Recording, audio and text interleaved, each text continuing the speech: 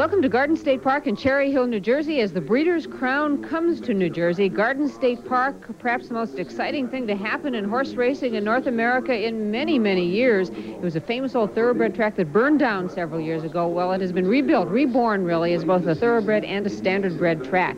The horses competing in the Breeders' Crown tonight, 2-year-old trotting fillies, will compete over a very fast track, an excellent racing surface. They're going to enjoy good, cool temperatures, no chance of rain, at least for the duration of the race, and very light winds. A beautiful racing night for these 2-year-old trotting fillies. Hi, everybody. I'm Sharon Smith, along with Stan Bergstein. Kenny Rice is trackside again for us tonight. And with 2-year-old trotting fillies, Stan, in the Breeders' Crown, we're going to see several interesting things. One, these fillies competing on a mile track. We haven't seen that this year. And then the fact that they are 2-year-old trotting fillies, always interesting. Well, some fans, Sharon, prefer a half-mile track like we saw at Yonkers last year for visibility. Some prefer 5/8 like the Meadows and Free State for compromise. Some prefer the mile. But all horsemen prefer the mile track with the big sweeping turns and the long stretches. As far as 2-year-old trotting fillies, 2-year-old trotters are the touchiest, most sensitive to train.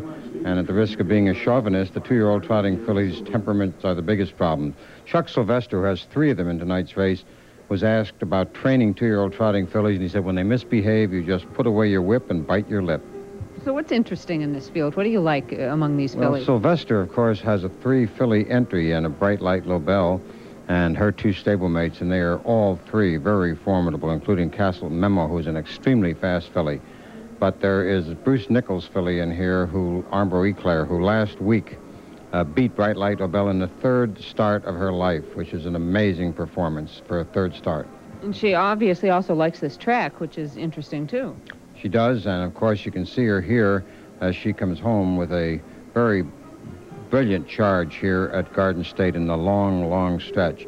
And Ron Waples of Canada, one of the great drivers in the sport, Bruce Nichols has turned to Ron Waples. It'll be interesting if Nichols wins it, because he was supposed to win last week in the 2-year-old pacing filly division with the brilliant Follow My Star. She came up lame, so he's going with Armstrong Eclair tonight, and it's a good chance to win. Bright Light Lobel, who probably will be the favorite in the 3-horse entry, has won over $500,000 so far this year. And there are some other possibilities in the field as well who might be upsetters. There are 11 trotting fillies in the field. That's a big field, and we'll have to see what happens as they come out. Is there one other filly? I kind of like Heaven's Glow, if only for the name. That's a lovely name. There's more than the name. You have good cause to like her. Here she is. She won by 5.5 lengths, and she has the driving services of Bill O'Donnell, who is slightly ahead of John Campbell. The 2 of them have both won over $7 million in purses. O'Donnell Mr. Everything this year in the sport, and he won by 5.5 here with Heaven's Glow in the Tompkins gears over this track, which was a track record for 2-year-old trotting fillies. So he's well prepped, and Heaven's Glow has a pretty good steersman. Well, the fans here are going to enjoy an excellent field, considerable depth of these 2-year-old trotting fillies. They're also enjoying the circumstances of Garden State Park. You can't find a more beautiful racing plant. Here's Kenny Rice in the paddock right now. Kenny? Thank you, Sharon. Mr. Robert Brennan had a dream. That dream has been realized, and literally rising from the ashes, Garden State Park. It is appropriate that one of the rooms here at Garden State be named the Phoenix Room. Mr. Brennan, your first year, you're coming off the thoroughbred meet. It was successful. A lot of interest here. You had Spin the Buck in the Jersey Derby, and people all over the racing world were looking at Garden State. Now into the harness meet, what does it mean to have 2 Breeders' Crowns here? Well, we think it's just a wonderful accomplishment for us and for the program itself. We're looking to use the Breeders' Crown races this year as the stage to build and make it even bigger next year. With the hoopla surrounding Garden State, everyone was interested in this, not only in the racing world, but I guess people who are just sports fans, to see how it would go. Maybe scrutinized a little more than any other racetrack opening up. How do you feel about the way things have gone here in your thoroughbred meet going into your harness meet? Well, I'll tell you, I couldn't feel any better. One of the major aspects of our program was to try to build a new fan interest in horse racing in general. And in the thoroughbred program, for example, while we attracted 12,000 fans a night, over 60% of those fans were new fans that had never been to a racetrack before in their lives. And when they came, they liked what they saw. They came again, and they came in an average of 10 times during a 100-day meet. That's good news for all of us, I think, in racing, whether it's thoroughbred, standardbred. We're about to build some new fans here at Garden State Park. Probably epitomizing the interest in fans here at Garden State is the fact that we're standing in probably the world's most plush paddock area where the fans can actually come out on the balconies and look at the horses as they prepare to go on the track. Well, one of the wonderful things about this paddock is that it allows the fans, literally thousands of fans, can be in the paddock at 7 different levels that overhang this paddock and participate in the romance and ambiance and the excitement of paddock life, which, after all, is a big part of racing. You wanted exciting races? You've got one tonight, we hope. We sure do. We have an exciting program and a wonderful race with the Breeders' Crown program this evening. Thank you very much, Mr. Robert Brennan, the man that got Garden State back in working. We're expecting a good race tonight and look forward to another Breeders' Crown. That will be coming up in late November. Sharon? Well, thank you, Kenny. Of course, that one will be the 3-year-old Colt Pace, including presumably Annihilator. But these 2-year-old trotting fillies, a division of considerable depth. Here is a look at the morning line. The favorite that includes Bright Light Lobel is the morning line favorite, as certainly it should be. 8-5. Of course, we'll have to wait to see what the fans do. Jeff Spice at 8-1. The rest of them, let's look at the rest of the morning line odds. Corvette Lomond at 8-1. She is a good filly. Heaven's Glow at 3-1. She will get a lot of support as well. The rest of the entries, well, let's take a look at them. Here are some longer shots if you're looking for a long shot possibility, including another Tiffany, who's got a pretty good record at 10-1. So that is a quick look at the field for the Breeders' Crown 2-year-old filly Trot. All that is ahead tonight here on ESPN. Welcome back to Garden State Park tonight, the Breeders' Crown 2-year-old filly Trot. Now with harness racing, as with any sport, there have been changes over the years in equipment. Some are common changes that the trainers will do on a daily basis, maybe changing the shoes, something along those lines. Then there are major changes, such as the one you're seeing behind me with the modified sulky. Some other changes come along not everyone gravitates to, but they're interested in, as Sharon Smith takes a look at one of those.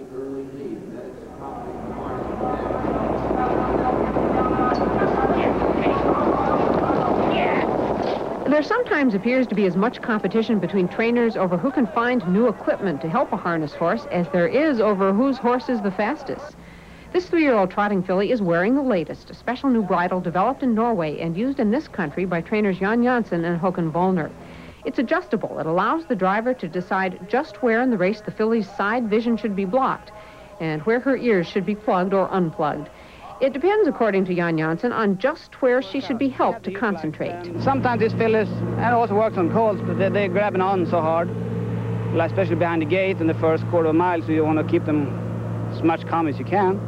And then when you get to settle down, you want to ask them for a little more. You pull the earplugs, and now we have these blinds too, goes up and down on the side. And they were developed in Norway, because in Norway you can have whips. So that's what we call them, the Norwegian whip. Not all horses need the bridle. Some in the Janssen stable go out with a regular open bridle because they like to see everything. But horses with concentration problems can benefit considerably from the adjustable blinders and earplugs. Thanks, Sharon. Argyle Socks, Johnson's horse in tonight's race, though, standing here in the paddock area, is not wearing that Norwegian whip, and she's just wearing the good old plain made in the USA blind bridle. Now, some of the changes over the years, though, the trainers have been slow to take to, haven't they, Stan Bergstein? Quite a bit, including the mobile starting gate, which revolutionized harness racing. The trainers and the drivers didn't want that. They didn't want the Caliente helmet, the hard helmet, when it first came in. They hated to give up their old satin caps. They didn't want the wheel discs that go on the wheels of the sulkies to protect other horses from stepping through and cutting their legs. And they resist the modified sulky in its first form. So the Scandinavian innovations, which include, in addition to the Norwegian whip, mud masks, which come down over their face during muddy weather, and include the mushroom shoe, which has been adopted. Anytime they can be adopted as readily as these, you know they're good innovations. It's fun to go to the races and watch what each trainer puts on his horses. You can pick out some interesting things. There is still plenty more to come tonight on Breeders' Crown Night. Back with more in just a minute. There are two dominant trotting stallions, tremendously dominant in the sport today. One of them is Speedy Crown, and the other is Super Bowl, who has sired 2 winners here in the Breeders' Crown. Sharon Smith visited him in his paddock. Super Bowl, at the age of 16, is comfortable in his role as one of the 2 premier trotting stallions in North America. He's calm and good-natured, although he weighs a bit more than he did in his racing days. According to Hanover Shoe Farm President John Simpson Sr., his presence on the farm is invaluable. It sure is, and we sure need him. As you know what kind of a racehorse he was. He was a champion at 2 and 3.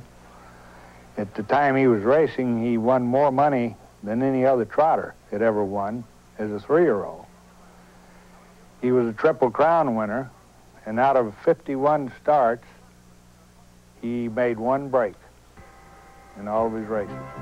Super Bowl has certainly lived up to his race record in his stud career. Among his offspring, both Breeders' Crown Trot winners so far this year, Sandy Bull and Express Ride. Among his other champions and classic winners, Legend Hanover, Super Lou, Davidia Hanover. He is passing on his qualities. Even the negative ones aren't a problem.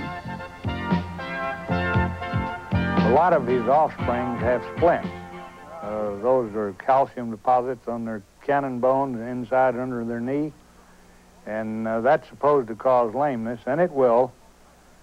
But Super Bowl's splints are taken care of by veterinarians and trainers that take care of them, and they never bother him racing. And each year, he has a number of trotting 2-year-old colts that win races, become world champions, and this year he also has trotting fillies. This year he's got a 2-year-old trotting filly with a world's record on a 5/8 of a mile track. And they go on and race at 3 and 4, just like Sandy Bull. And had the world champion 3-year-old trotter on a half-mile track at Delaware, Ohio. Master Willie, who won. He's a consistent sire of both sexes, and they trot, and they're easy to train. Along with the Speedy Crowns, the Super Bowl yearlings are in great demand. If you have a lot of money, you might try to buy this one, a brown colt who is a full brother to one of the best 3-year-old trotters of the year, Ron B. Hanover. He is to be sold next week. He's being shown at the farm right now. He's got quite a reputation to live up to.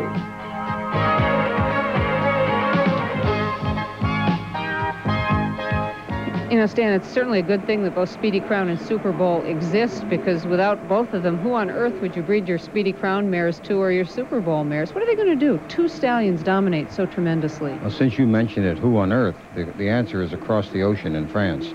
France used to breed to American stallions, and they closed their stud book in the 1930s.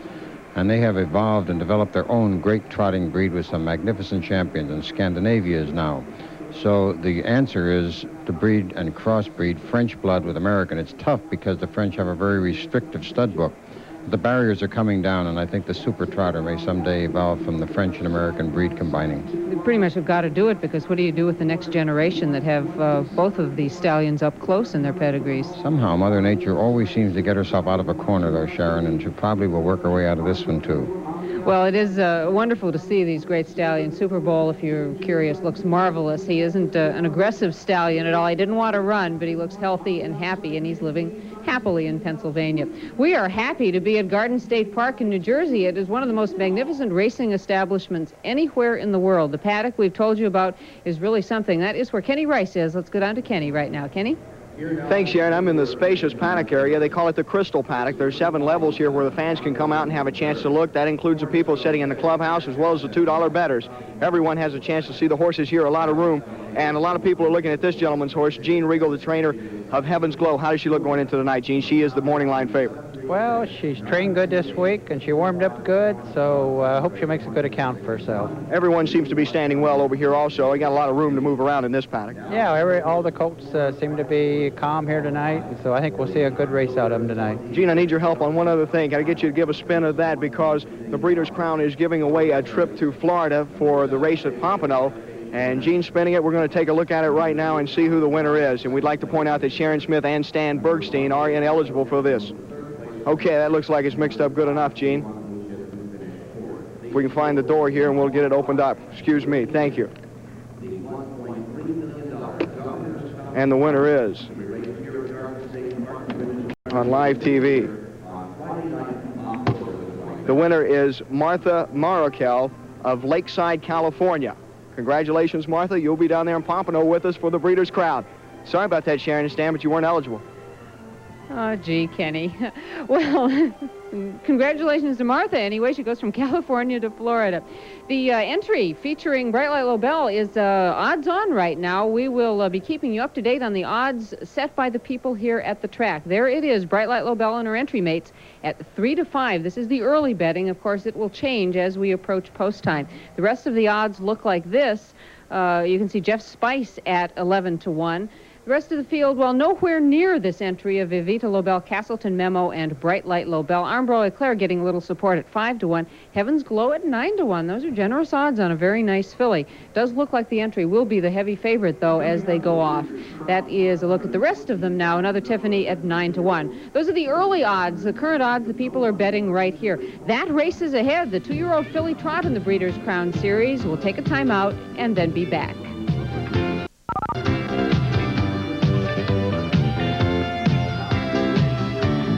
Here in the paddock area, several of the owners are passing through, taking a look at horses now, of course, and Charles Sylvester. A lot of people would like to have one horse in a race like this, a Breeders' Crown.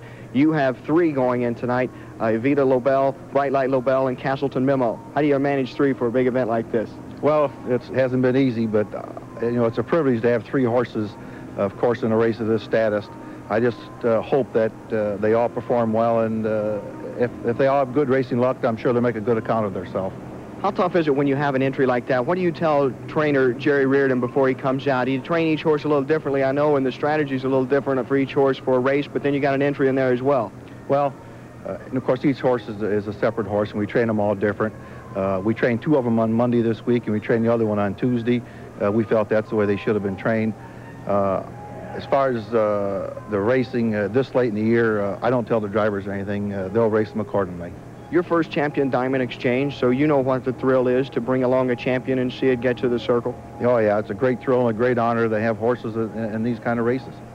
Now, your background goes back to the Midwest, Ohio, Michigan. Still have a farm in Michigan, but doing most of your racing up here. Yeah, for the last 2 years now, I've moved out east in the summertime, and I train my horses at Spring Garden Ranch in Florida in the wintertime. Charles, people have made, in the morning line at least, the morning line shows that you are the second choice. And how do you feel the race shapes up for your 3 horses in it, and who do you think is going to be the horse to beat? Well, I feel that Bright Light Lobel, she's been the top filly all year, and when the money was down, she's been there to win. I think that if she gets a good trip tonight, that she'll definitely reach. I don't think that, unless there's a surprise and something happens to her, I really don't feel they can beat her. Good luck tonight. Thanks very much, Charles. Thank you. Charles Sylvester, he has 3 horses in tonight's race, Sharon, including Bright Light Lobel, the one that he likes the best of his trio. Thank you, Kenny. In fact, his trio listed at even money right now, so the fans here like his fillies as well. Bright Light Lobel is the star of the entry. The post parade for the Breeders' Crown race is just ahead. We'll be back with that in just a minute. Welcome back to Garden State Park in New Jersey for the Breeders' Crown race for 2-year-old trotting fillies. I'm Sharon Smith along with Stan Bergstein and Kenny Rice as these fillies are just about ready to go out on the track for their Breeders' Crown race. Total purse more than $500,000, in fact $514,000 for these young fillies. And it's an excellent field, a field of depth, not only a few stars but several very, very good fillies competing for an awful lot of money here tonight. In fact, $257,000 first prize. Bright Light Lobel, if she wins, will become the richest 2-year-old trotting filly in history. Let's take a look now at the post parade for this Breeders' Crown race. Number 1 horse is Evita Lobel, a Speedy Crown filly owned by trainer Chuck Sylvester and a group of his partners. She was an expensive yearling, $65,000, and she's certainly worth it. She's won almost $100,000 and is priceless as a broodmare. She's an outstanding filly and a very handsome one as well. The rest of the entry, number 1A is Castleton Memo. This was a much cheaper filly. She only cost $13,000. Chuck Sylvester also owns part of this filly, plus 2 different partners, and I'm sure they're all happy that he's picking their fillies for them because she too has won a good deal of money. Continuing on, here is the star really of the entry, Bright Light Lobel. And Chuck Sylvester, also the trainer. It's out of his stable, and this filly owned by Irving Liverman and James Masterson. They are Canadians. She was an $80,000 yearling and is worth many, many times that right now. The number 2 horse is Jeff's Spice. This is a filly owned by Jeff's Standardbred Country Club in New Jersey, and she's a homebred filly. They bred her as well. Mickey McNichol, the driver of this nice young filly, she is a bit of a long shot tonight. Continuing on with the post parade, the number 3 horse is Brina Almahurst. This is another Speedy Crown filly. Archie McNeil is the trainer and driver of this filly, also the owner, so he's got quite a rooting interest in the filly he's driving tonight. Archie McNeil has developed a lot of good horses in his driving and training career. The number 4 horse is Corvette Lomont. This is a filly by Defiant Yankee. She is a bit of a long shot as well in the field. Ben Webster, the driver, Ham Adams, the trainer of this filly. She was bought as a 2-year-old in training. Nobody knows exactly what she cost. It's believed to be $75,000, which is a lot of money, but they knew what they were getting because she was already a 2-year-old, and they knew that she could trot. The number 5 horse, a lot of support going to this horse tonight. In fact, she is down to 3-1 in the odds, so when people have gotten a look at her, they've been willing to bet on her. This is Armstrong, a Speedy Crown filly, owned by Alan Wilk. He is from Beverly Hills, California. And she, too, is an expensive yearling, $75,000. Ron Waples is the driver of this filly. The number 6 filly, Heaven's Glow, also getting support currently at 4-1. She's an Arnie Almahurst filly, a very expensive yearling at $87,000. George Siegel and Brian Munison of Highland Park, Illinois, are the owners of this filly. Bill O'Donnell, the driver. She, too, has won a lot of money so far, likely to win more because she is very lightly raced and has been very consistent in her brief racing career. The rest of the fillies, slightly longer odds on them. The number 7 is Argyle Socks. That is a great name. She is sired by Homesick out of giveaway mare, which means that it didn't cost a whole lot to produce this filly, Argyle Socks, and she has won some money for her owners, $50,000. John Ballinger is the owner of the filly. Brent Lindstedt, the driver for the Jan Janssen stable.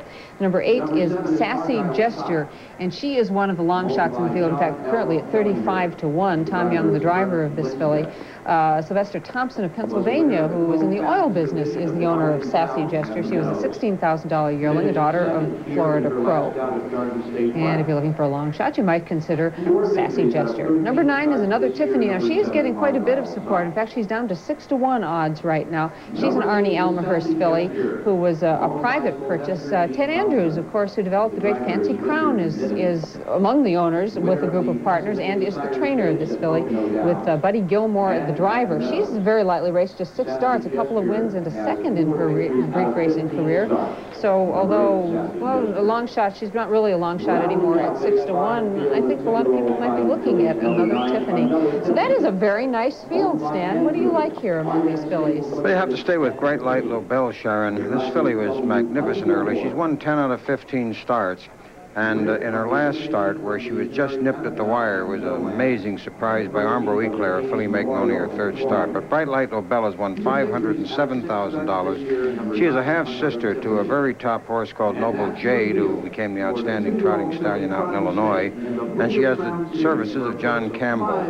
Campbell very rarely gets beat twice the same way, and it would be very surprising if he got to the front and got nipped at the wire again this week. He, of course, along with Bill O'Donnell, has dominated the money winnings in this sport for the last 6 years. Each of them had won 3 times.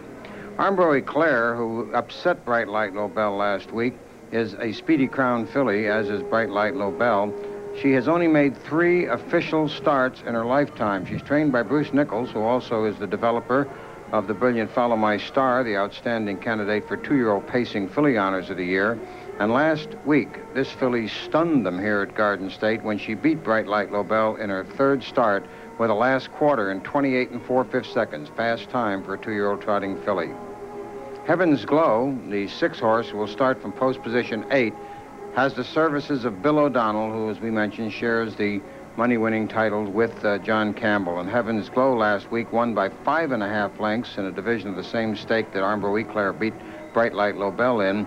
Went to the front and just widened out from there. And off the strength of that widening out victory and Bill O'Donnell and the sulky, the fans here at Garden State at the Super Track are backing her solidly. Well, there are interesting developments in the odds, not huge changes, but the entry featuring Bright Light Lobel is now no longer even money. Currently listed at 6-5. Of course, it will change right up to post time. Armstrong and Heaven's Glow each at 4-1, with another Tiffany at 5-1. So there is a look at the odds. They do change. As we take a break, you take a look at the odds.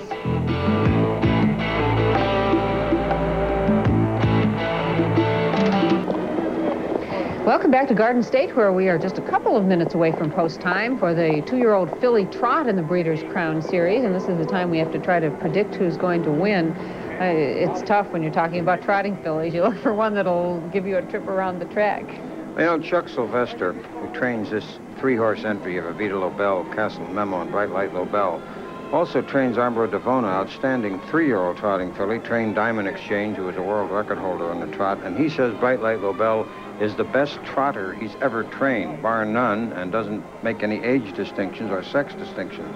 If there's an upset, Castleton Memo, a stablemate, Sylvester's characterization of her is that she has great speed, and she has a driver totally unknown here in the East, a young boy named Jeff Fout, who is very well known at Scioto in Columbus, Ohio, where he starred this year. Speaking of drivers, Richard Midden, who's driving Sassy Gesture, has very little chance of winning tonight, is a grandson of Curly Smart, one of the all-time greats of this sport, and will be remembered by a lot of people. So there's a couple of fillies and drivers to watch for. Kenny Rice is trackside. Let's get on to Kenny right now. Kenny? Wasn't a real major upset. I don't expect any major upsets tonight. Bright Light Lobel looks to be the horse to beat. She's coming into this race very strong, looked good, warming up earlier tonight. And also the second choice, I would think at this time, would probably be Heaven's Glow. And, of course, you never know, as we said earlier, with 2-year-old trotting fillies, Sharon. It should be an interesting race, but Bright Light Lobel appears to be very strong going into this race. She sure does, Kenny. Remember last year, Davidia Hanover looked like nobody was going to touch her, and in the Breeders' Crown, she made a very uncharacteristic break, and although she raced very well after that, she didn't win. The only one of the year. Yeah. Armbro Eclair, if she comes back, there's hard telling. As good as she was in the third start of her life, if she improves, she'll be a handful for all of them, and she has Ronnie Waples. Bruce Nichols, who went to John Campbell earlier in the year. Nichols himself, a very capable driver. He drove Kentucky, one of the great horses in the sport. Went to Campbell for Follow My Star. He's gone to Ron Waples to drive Armbro Eclair, and nobody knows the way around better than Waples. And, of course, Heaven's Glow with Bill O'Donnell driving and coming off a 5-length win on this very track against many of the same fillies, so we know she likes the track. And she did have an easy win her last time out. Well, these fillies are getting ready to line up now as we approach post time for this Breeders' Crown race for 2-year-old trotting fillies. Win by Bright Light Lobel, I would presume Stan would lock up 2-year-old trotting filly of the year honors for her. Lock it up and store it away. And throw away the key, right? Now let's see what we are doing with these fillies here.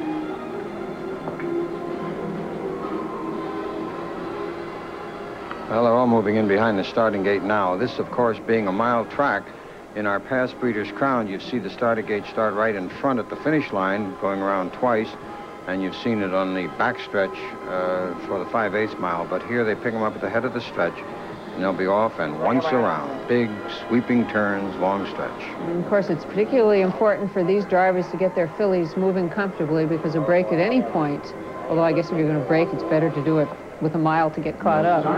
They are lining up very nicely right now. One trailer.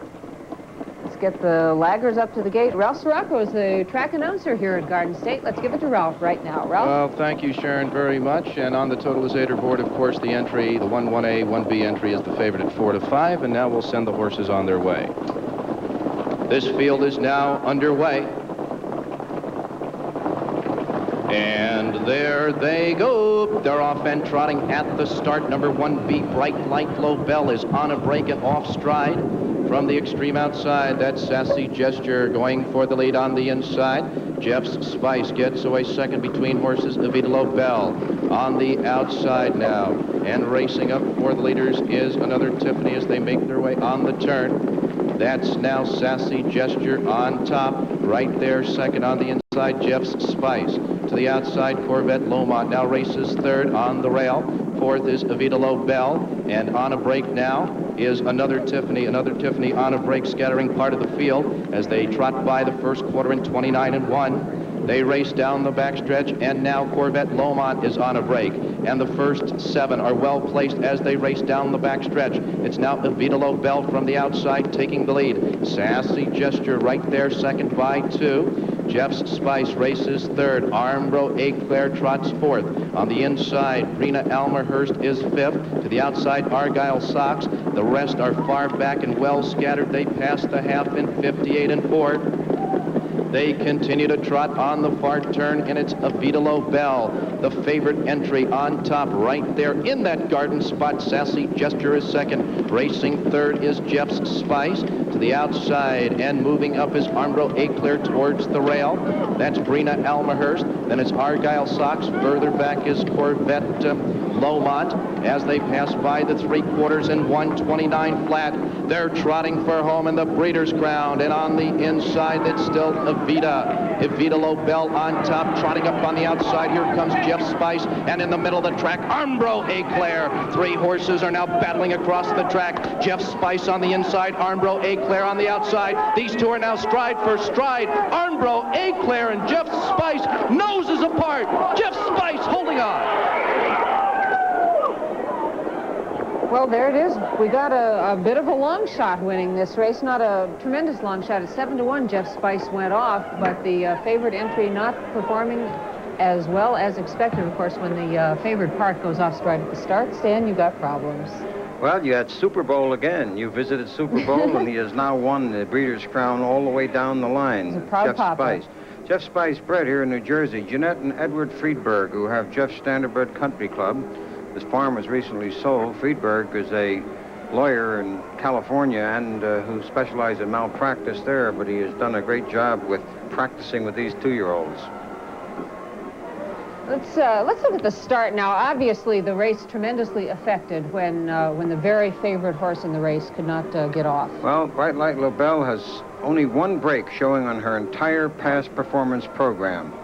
And here, right at the start, John Campbell is in trouble. As right behind the gate, she goes off stride and does not catch quickly. Had she caught quickly, she might have been all right, but she was acting up pretty badly there, and Campbell has his hands full, as you can see. Meanwhile, Mickey McNichol, who had Jeff Spice, goes on and gets position down along the inside, and once he had commanding position, he was in very good shape. Sassy Gesture, Dick Midden, we had mentioned Midden, who was Curly Smart's grandson, went for the lead but couldn't hold it, and then Jeff Spice moved up. You see now, filly is back trotting. Campbell had Bright Light Lobel, and he just had to keep working with those lines trying to get her trotting, and once the filly got trotting, she was moving pretty fast, but she lost far too much ground. Under the rules of trotting, had she been able, once she gained stride, to go on and catch the field and win, she could have won without any disqualification. There's no automatic disqualification, but there is the winner. And the winner is Jeff Spice in 1:58.4. She equaled the track record for 2-year-old trotting fillies, and she is a very rich filly right now, the winner of the Breeders' Crown 2-year-old filly trot. We'll be back with the official order of finish after a timeout. We're back at Garden State Park, where you're looking at Jeff Spice, the winner of the Breeders' Crown 2-year-old filly trot. This Super Bowl filly was the winner over more heavily favored horses. She stayed trotting, and she held on to the wire in an excellent stretch drive. Jeff Spice, the winner. Kenny Rice gets to enjoy winner's circle ceremonies. Let's go down to Kenny in the winner's circle right now. The man having the most fun down here right now is Mickey McNichol. Congratulations, nice drive, Mick. And the key, I guess, you get them trotting the whole time with these 2-year-old fillies a lot of times, isn't it? Got a kind of a nice trip with a good filly and a little bit of luck right near the wire. I thought she was going to be second, and she dug in right at the wire. As we take a look at that now, getting ready for the stretch, did you feel real comfortable with everything? I mean, there's a charge at the end here, and you knew that you had Armstrong Eclair, one of the horses, coming up on you. Yeah, I kind of knew the ones inside I was going to beat, but somebody was charging outside. It was Ronnie, and I kind of thought he actually got up about a head, but she took I hit her a couple shots right near the wire, and right here, and she came back on. It's a good race. Indeed it was. As we say, you don't always know a lot of times, especially with these the young trotters, do you? As was evident right at the start, John Campbell having some problems with Bright Light Lobel, one of the favorites.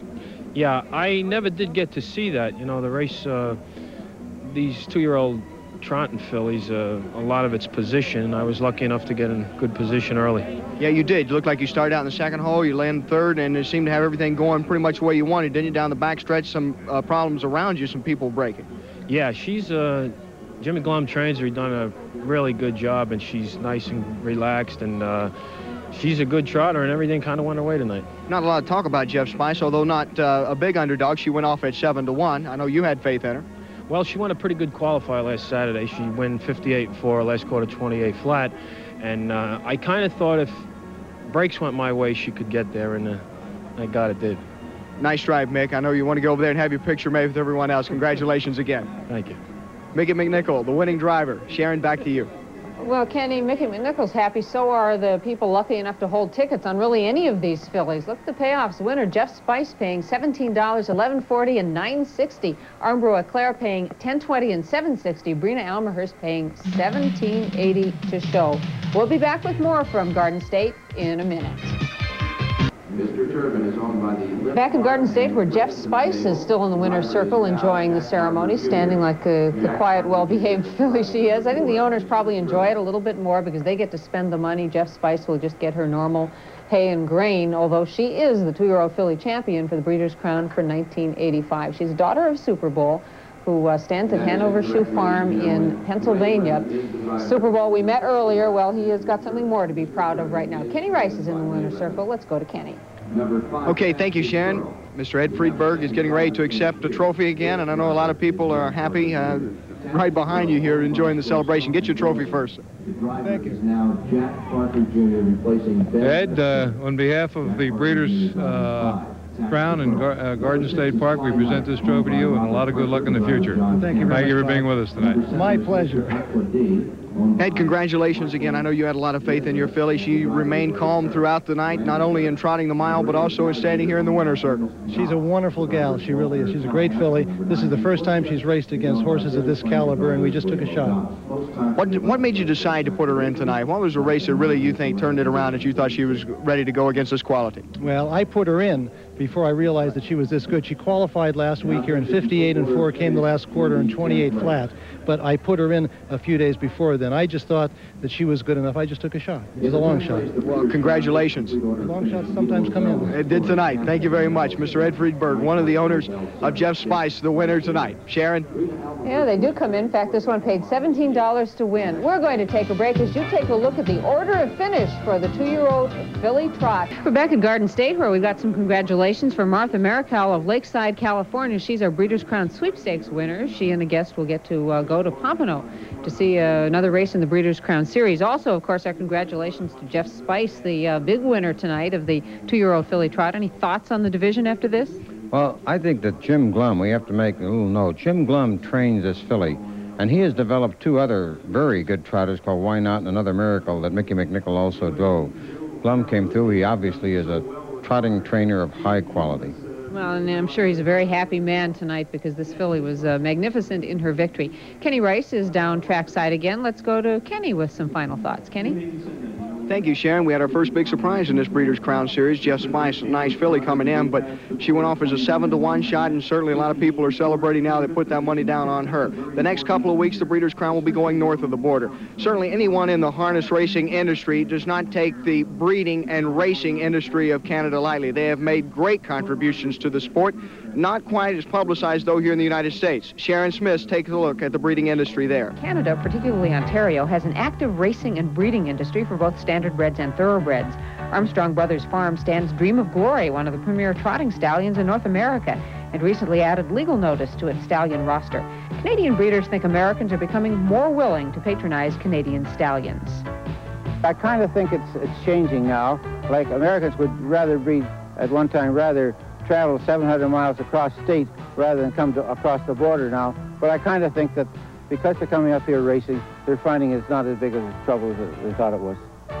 Among certain thoroughbred breeders, there's no reluctance to ship mares to Canada. Winfield's Farm, for example, which breeds some of the world's most valuable horses, has most of its mares foal in Canada to take advantage of Canadian-bred bonuses. Broodmare manager Russell Alexander says it's no problem. No, we haven't had one hurt yet. Been shipping here for 18 years. Put them in box stalls, mare in the foals. And, you know, you're talking about leaving at 6 o'clock in the morning, they're down here at 6:30 at night. So you're talking about one day. So it's not too bad. We're expecting some exciting races in Canada in the next 2 weeks. And Sharon, I know from being up there last year, the folks in Canada are always excited about hosting the Breeders' Crown. Well, Kenny, they do love racing in Canada, and they're going to love what they get to see next Friday night. It's the 3-year-old colt Trot, and it includes Practice, who didn't do so well in Lexington in one of his races, but is a great horse. Well, he's qualifying here at Garden State for next week's race, and I think Practice will be back giving account of himself. He, of course, won the Hambletonian earlier, and you see him in action Bill O'Donnell, who else would be in the sulky with Practice, and he is a world record holder and carries the hopes of the U.S. and the world. I wanted to mention one thing concerning not only Practice, but the winner of tonight's race. Consistency is one of the hallmarks of the harness horse, and last week, tonight's winner, Jeff Spice, qualified over this big mile track in 1 minute 58 and 4/5 seconds and came back tonight to win it in exactly the same time to the 1/5 of a second. That's consistency. Indeed. And you saw her manners. And we will see more good horses next week. It is the Breeders' Crown 3-year-old colt Trot, and that is next week. You'll see it here on ESPN. It's at 10:30 p.m. Eastern Time. That's next Friday from Toronto or near Toronto in Ontario. The Breeders' Crown for 3-year-old colt Trot.